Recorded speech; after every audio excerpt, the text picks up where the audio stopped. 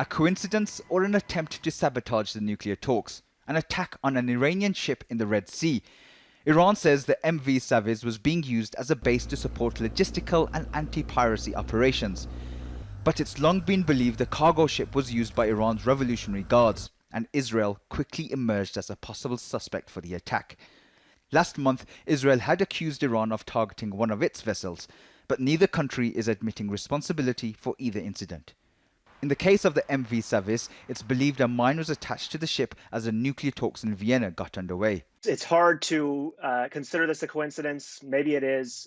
But the good news is that the entire world supports a return to the nuclear deal by the US and Iran, with a couple of notable exceptions. And I think the Israelis, the Saudis, and the Emiratis, and then congressional Republicans are the parties who are the vast minority, but who do not want a deal and are going to do everything possible to try to upset this process.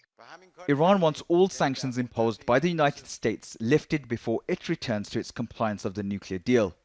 When former US President Donald Trump pulled the US out of the agreement in 2018, Iran began increasing its uranium enrichment beyond accepted levels. Despite the challenges still faced in securing a new cooperation, Iranian President Hassan Rouhani is upbeat about the Vienna talks.